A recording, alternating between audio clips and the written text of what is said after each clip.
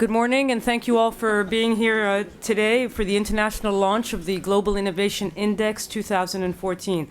It's my pleasure to introduce from the Australian government the Honourable Minister for Industry, Mr. Ian Macfarlane, who will officially launch the report and make some opening remarks.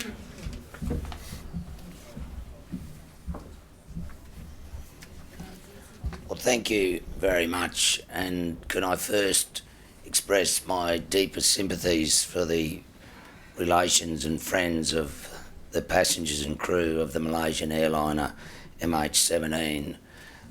This is a dreadful tragedy, and I know that the Prime Minister Tony Abbott has made some comments in regard to that, but I would just like to join him and everyone else who's been expressing their deep sorrow at the occurrences of today.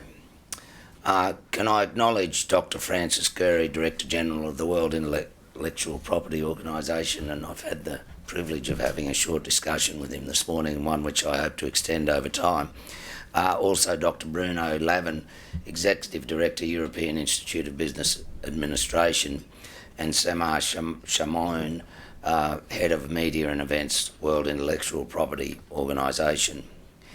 It is an absolute delight, in fact a privilege, for me to be here to launch the 2014 Global Innovation Index. As an ex-farmer and someone who has a very practical approach to life and who has done in my farming days my share of invention, perhaps not quite achieved what I wanted in commercialisation, which is the great bane of ministers such as me when I look at the inventors around Australia who are unable to commercialise. But to see the recognition of innovation and the role it plays is crucially important and something very close to my heart. I'd also like to thank the co-publishers, Cornell University, INSEAD, and the World Intellectual Property Organisation for the opportunity to hold this launch here in Australia. The Global Innovation Index looks at how economies around the world support innovation and investment. It emphasises the key role policy-related factors such as human capital, the key theme of this year, are playing in driving innovation. This world-leading report tells us about the progress we've made with our innovation policies and systems worldwide. Knowing how we are faring on the innovation front is important because innovation is a key driver of economic growth and well-being in this 21st century. As the tools for measuring innovation are refined year after year, the world gets a greater understanding of how we can improve our innovation outcomes to better attract investment and, just as importantly, boost economic growth and, most importantly, create new jobs. This is increasingly a central part of the trade and economic growth agenda, which is the focus of much of the B20 and G20 discussions. The Global Innovation Index uses factors such as human capital and research, infrastructure, market and business sophistication, and knowledge of technology outputs to determine how well the world economies are performing. Australia is one of the 143 economies that were ranked on these key indicators, and we couldn't be more proud of our achievements in the past year. We came up 17th overall, and I must say there is some holding of breath before these figures are announced by every country, but particularly by Australia.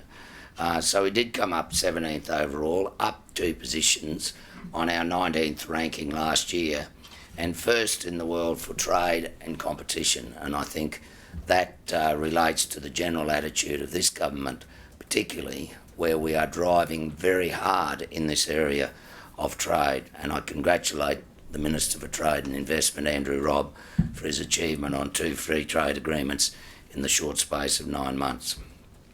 In addition, we came up 4th overall in our region, and we are among the world's top 10 economies with enabling conditions for innovating activity.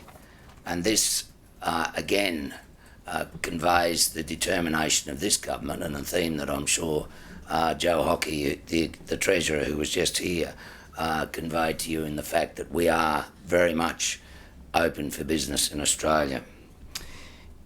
In terms of overall strengths, it shows our strengths in developing human capital, which is reflected in our high-quality tertiary education and research and development systems, which I should say are extremely good, but by no means perfect, and you'll see further work in this space in the future. But it also shows that we are playing a critical part, or it is playing a critical part in our performance this year, and that is that our strengths in information and communication technology and general infrastructure are just as much a part of that success. The theme of this year's report, the human factor in innovation, underlines the importance of human capital in encouraging innovation. We have demonstrated our strong capacity in this area over many years, which is significant for a country such as ours with such a relatively small population. Our researchers and our scientists have the enviable track record for some of the most important scientific and technology breakthroughs we have seen in the world. The bionic ear, the anti-counterfeiting note technology, the spray-on skin, the cervical cancer vaccine, and Wi-Fi all bear the stamp of Australian ingenuity. Just as important is the isomelt process that improves energy efficiency in the mineral processing area, one of Australia's major export industries. There are also our innovations in nanotechnology that has developed an HIV barrier with a huge potential market and the potential to save many, many lives. Our creative industries are just as innovative and, importantly, export-driven. Animal Logic began by creating special effects software and has continued to innovate and enjoyed much of the success in servicing the international film industry. Each year, our world-class education and training systems attract about 500,000 overseas students who may go on to become leaders in their own fields, including becoming catalysts for innovation in their countries of origin. At home, our universities, research institutions and TAFEs continue to underpin the highly skilled and innovative domestic workforce that is Australia. This is very important as the Australian economy evolves and increasingly relies on innovation-intensive, high value-added, export-orientated industries.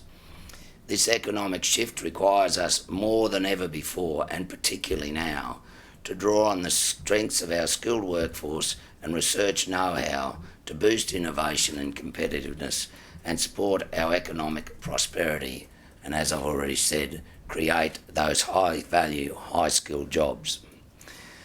As the B20 has discussed today, to achieve this, we must define and promote our priority areas for economic growth and underpin them with structural reforms that align investment with support from innovation.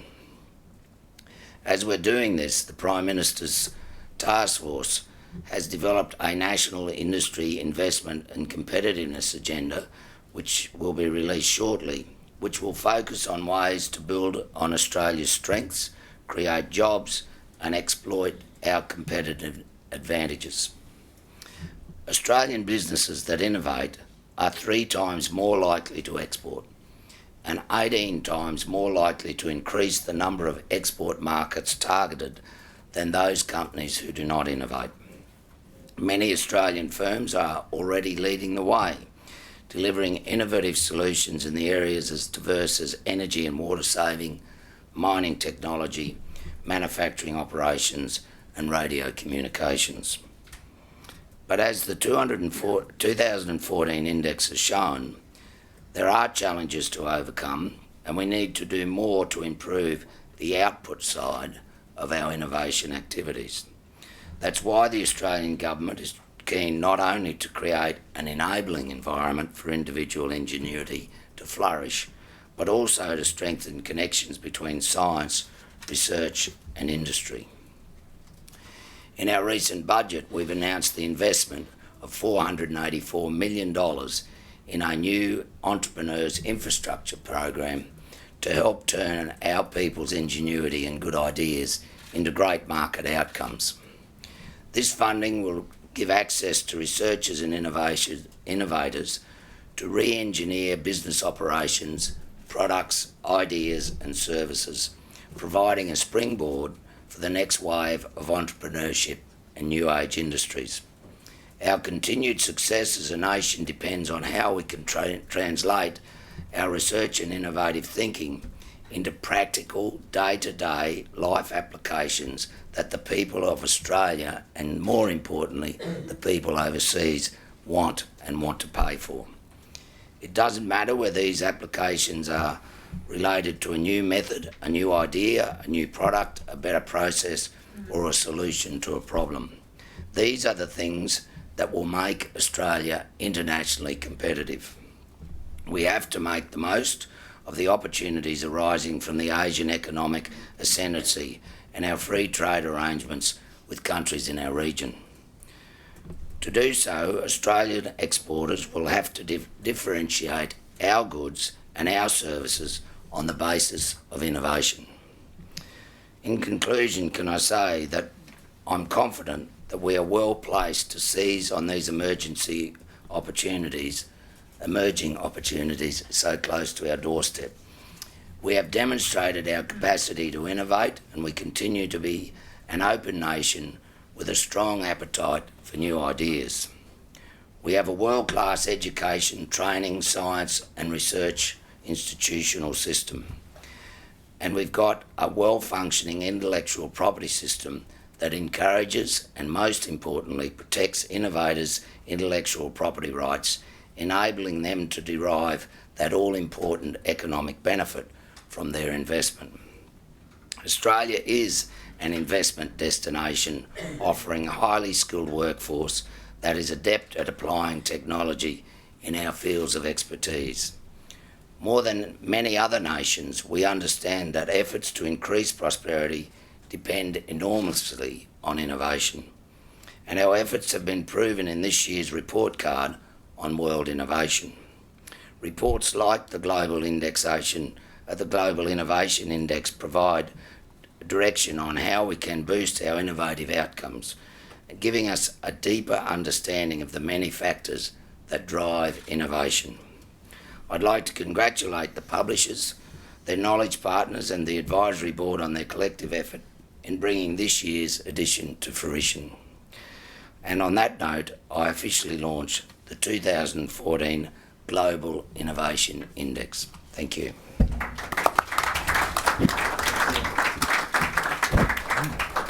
Thank you very much, Minister Macfarlane. It's my pleasure to give the floor to the Director General of the World Intellectual Property Organization, Mr. Francis Gurry.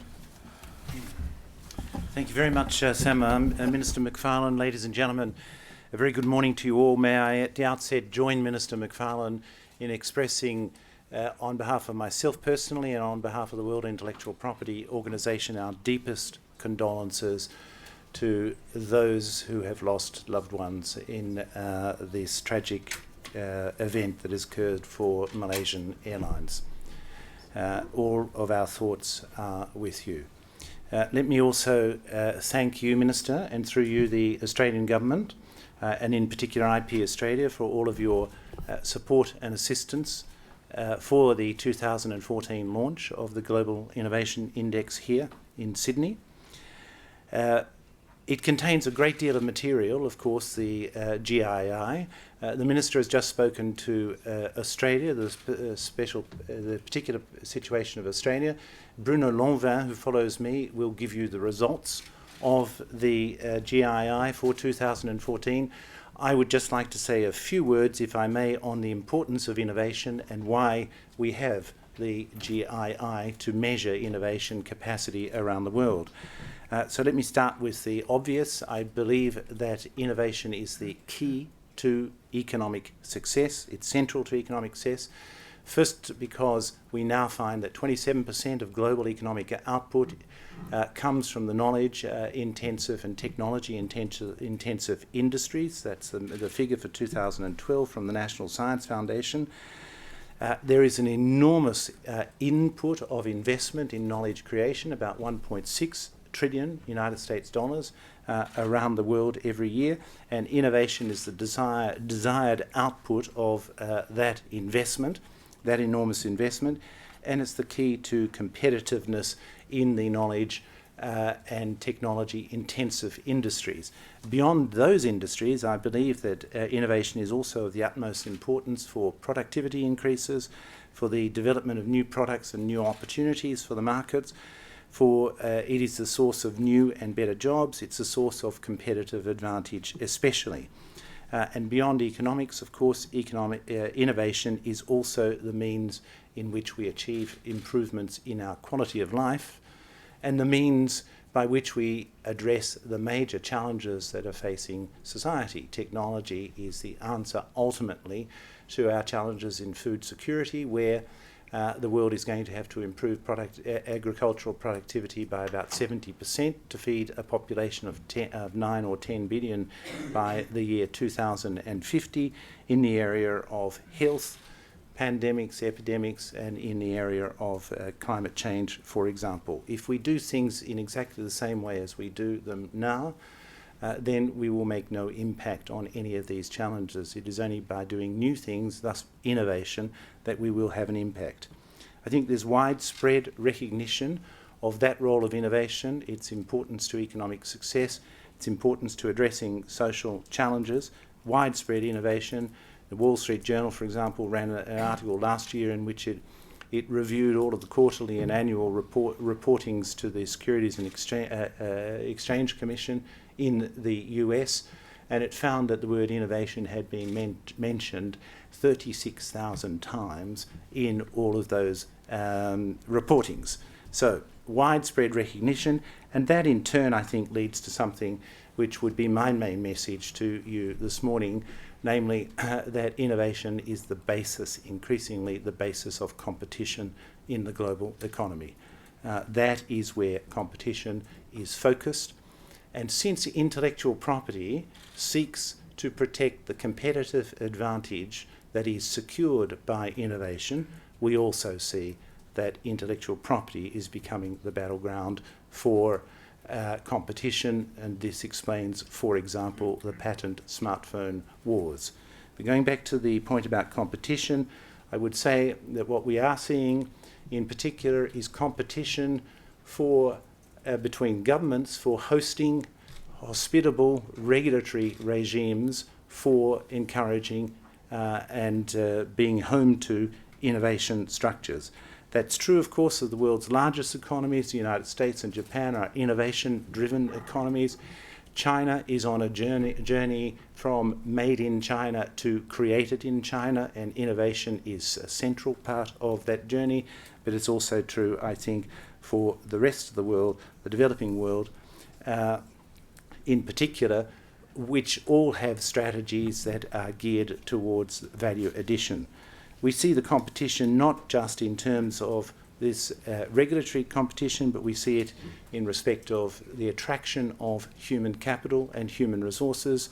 60% of the engineers in Silicon Valley are foreign-born, for example, and on an anecdotal basis, 30% of the Nobel laureates won the Nobel Prize when they were resident outside their home country.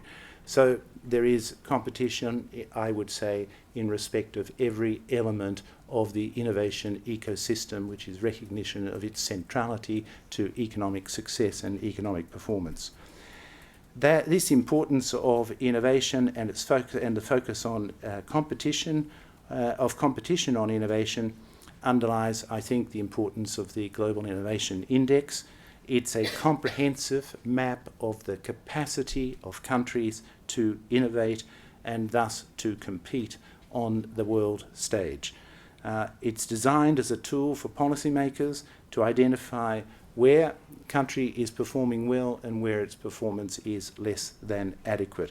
It covers all income groups, and I think it has attained widespread credibility as the most comprehensive and best and leading measurement of innovation on a worldwide basis. And Bruno Lanvin will now be introducing the specific results for 2014 of the Global Innovation Index. Would you like to come, Summer? Or you come. Thank you. Thank you, Director General. As Director General just said, pleasure to introduce Bruno Lanvin, who is the Executive Director of Global Indices at INSEAD in Paris.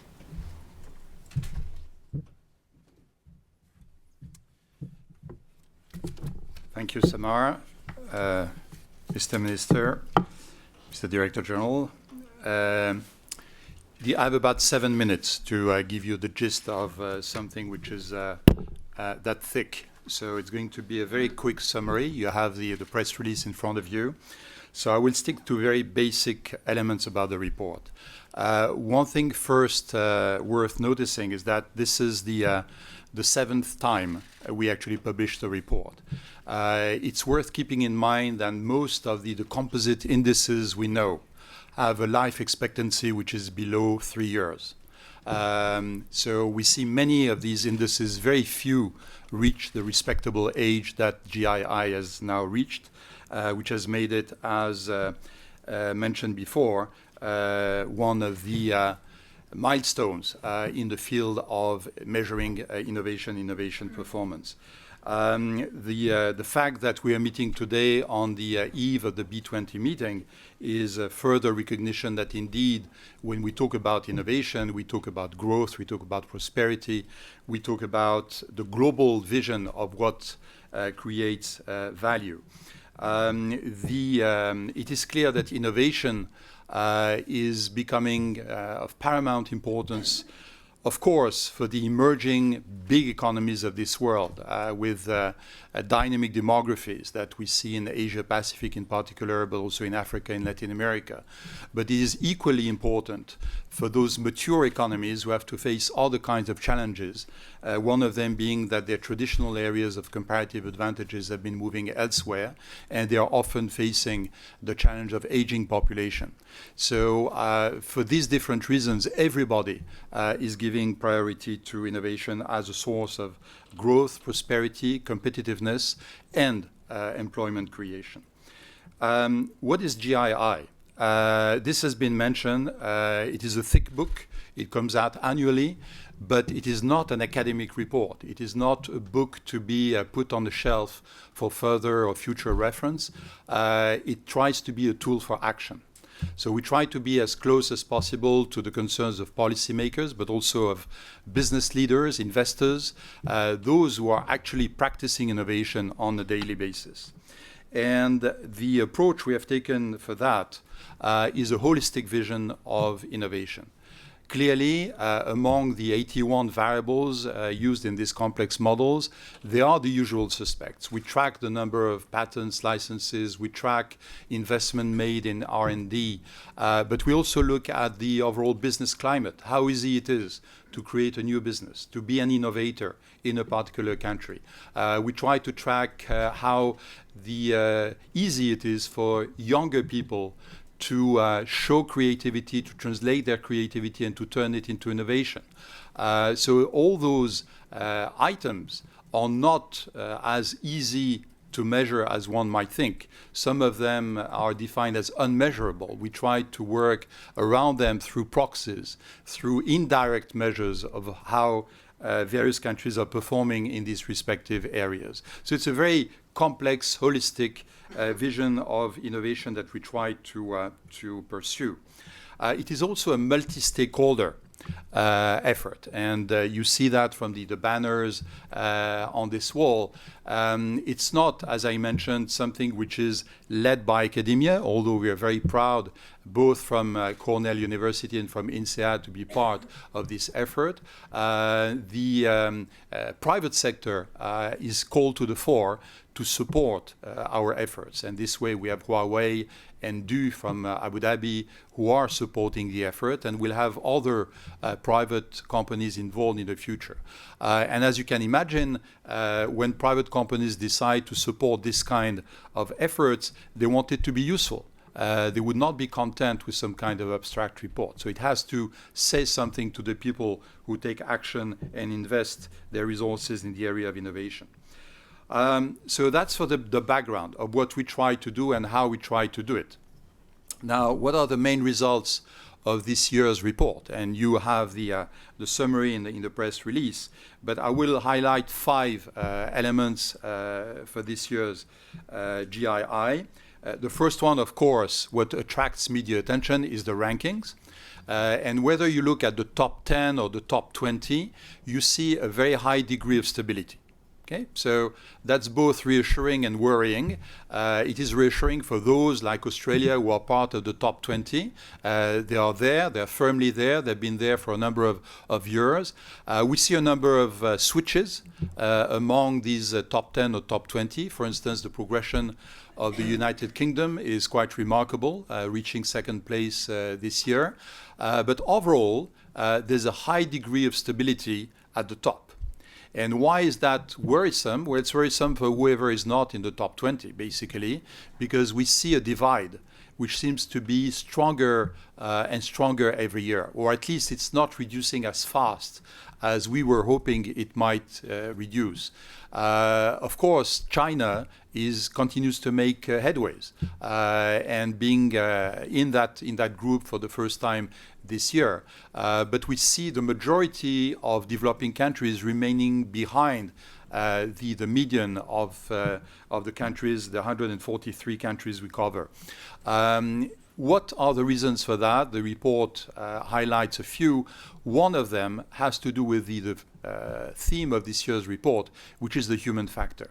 If you're a country like India, it's not just a few 100,000 students that you have to bring up to the level where they can start becoming innovators. It's millions, it's dozens of millions.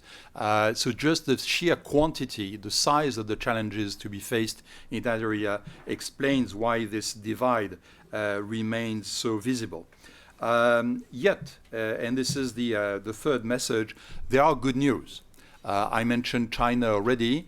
We've seen this year in Africa, especially in sub-Saharan Africa, that the number of what we call innovation learners is higher than in any other part of the world. So something is happening even in the poorest parts of the globe regarding innovation. Governments are taking notice, efforts are being made, and people are given more opportunities to translate innovation into success. So that's part of the good news of this year's report. The fourth message is that quality matters. We clearly are trying to quantify innovation. We're trying to put numbers in front of each and every one of these 81 indicators I mentioned before. But when we try to look at quality, that is, what is the quality of patents, what is the quality of education, what is the quality of publication, we get a clearly different vision of innovation. And we see that indeed what Francis Gurry mentioned as China wanting to move from made in China to created in China is taking a very concrete meaning on the ground. We see that indeed the quality of efforts put into innovation is bearing fruit, and because it is given priority. And the fifth message relates to the theme that we have chosen for this year's report, the human factor. I mentioned that this factor explains to a large extent why the divide remains, what challenges, especially large emerging countries, still have to face. But it boils down to something which may sound like motherhood and apple pie, that is, education is key. Yet, education is facing new challenges. And we know it at INSEAD as in other education institutions. We have to prepare people for jobs that cannot even be defined today. That is, the people we are called to become innovators in 5 years from now will be acting in areas that are hardly defined today. Think of business analytics, of big data as they were defined 5 years ago, compared to what is happening today. This is the kind of challenge we have to face. And it was very reassuring to hear Mr. Macfarlane tell us about agriculture, about food production. If innovation does not translate into those very fundamental areas where we face the basic challenges for mankind, it will have failed. So on one hand, we have to deal with a very high end of knowledge, global knowledge economy skills, and we have to make sure that these skills translate into things that really matter for the majority of people. This is the kind of challenge we face with innovation. Again, the report is reasonably optimistic. cautiously optimistic this year. We see good signs. We still see major challenges, and clearly the human factor will be a critical part of it. If more efforts can be put into churning out more engineers, the so-called STEM skills, science, technology, engineering, mathematics, greater attention to gender, to involve more girls, more women into these professions at an early stage, we are going to be able to be better equipped to face these challenges. But overall, the picture of innovation is quite a stimulating and enthusiastic one. Thank you.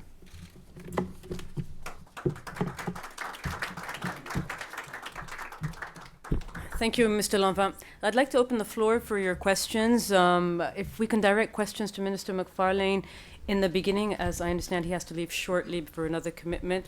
And if you could kindly identify yourself before the question, please. Yeah, hi, Carlos Salner from Australian Associated Press.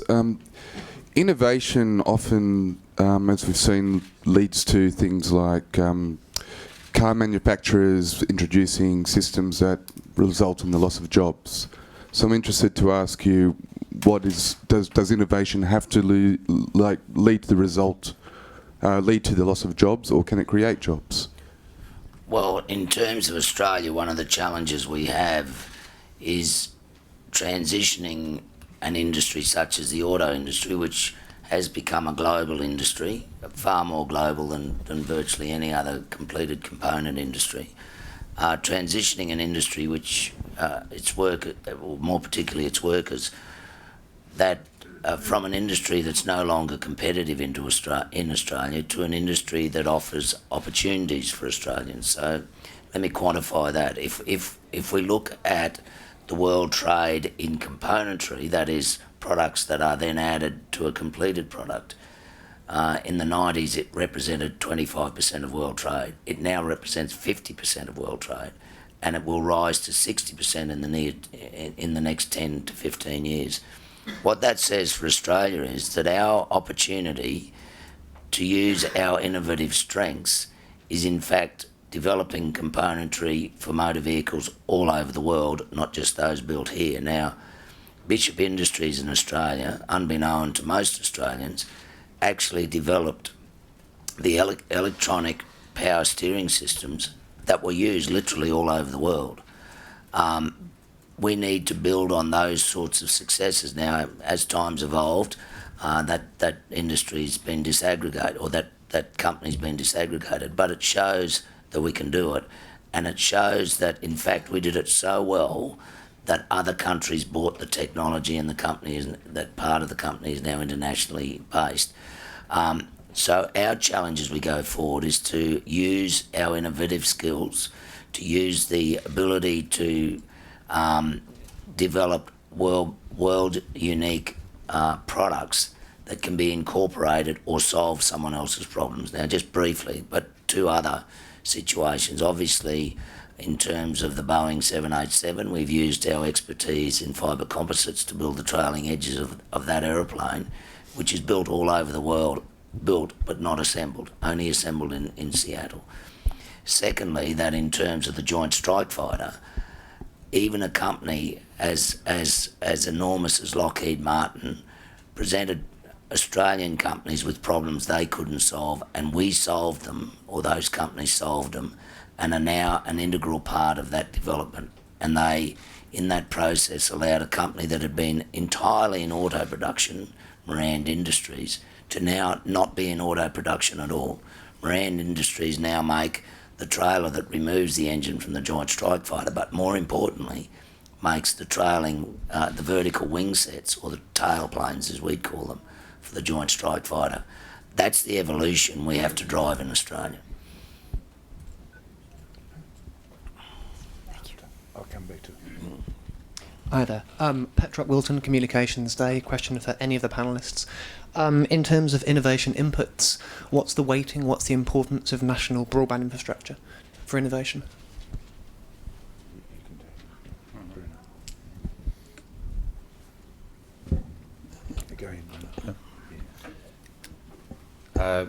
Very briefly, because Australia is one of the few countries in which broadband issue have been debated in the context of major elections. So for the rest of the world, it has been one example showing how much importance had been perceived by all parties involved about the critical importance of broadband infrastructure.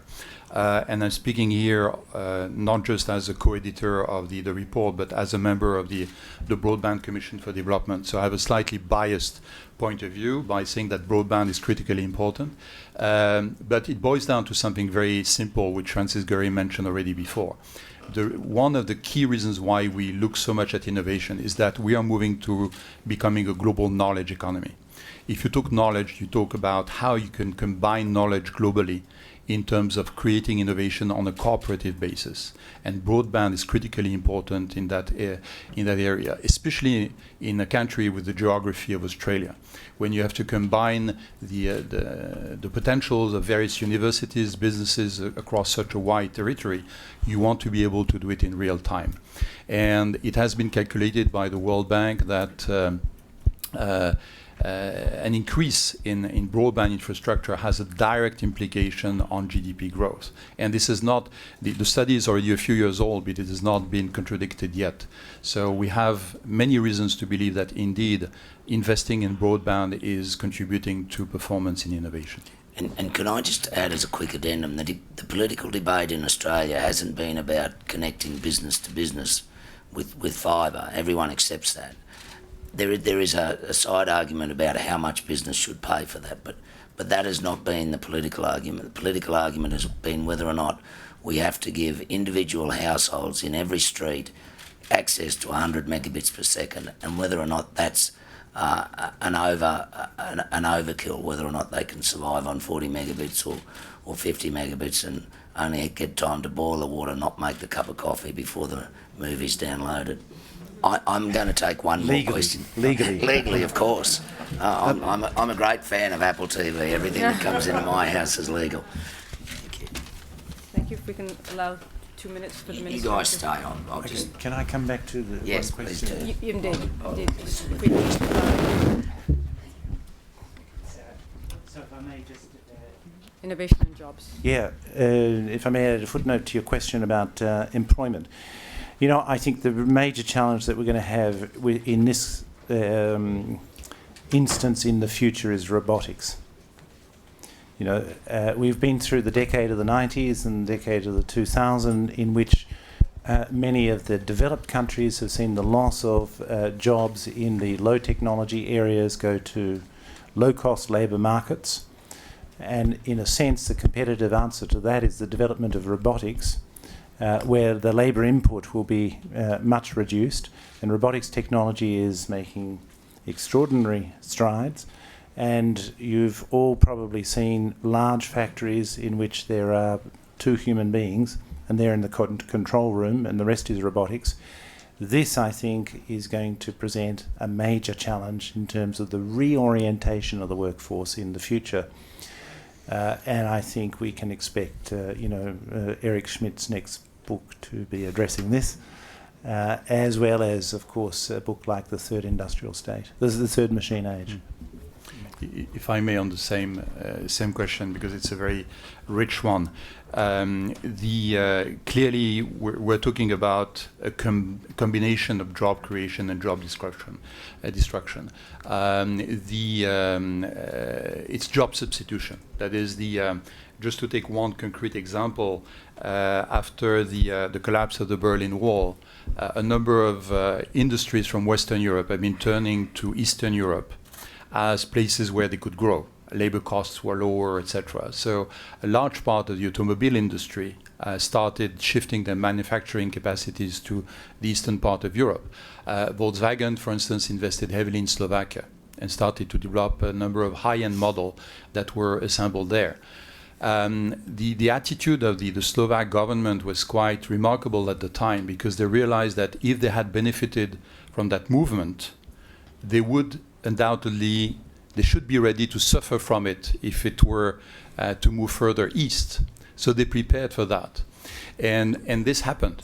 But when more assembly started to take place further east from Slovakia, they kept the jobs which had to do with onboard computer systems on these cars. So they had less assemblers, less people on the work floor, even less car engineers, but they had more software engineer. So the total effect has been positive. What it boils down to is that it becomes less and less efficient to think about innovation in a particular area. That is, those countries would still think about innovation in the automobile sector, may miss the most disruptive kind of innovation. That is, what we've seen in the past is that the fundamental innovation have taken place when people start to rethink about an industry.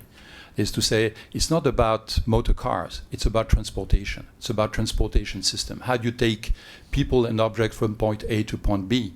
And there, the equation becomes much broader and leaves much more room for innovation. Just one example here is the iPod. Many people have seen Apple as innovating in information technology. What they actually did was to change the business model for the music industry. I'm not saying that was the intent, I'm saying that is the result, but it shows that the ability to think more broadly about what is around and beyond pure technological innovation is critical to the commercial success of innovation.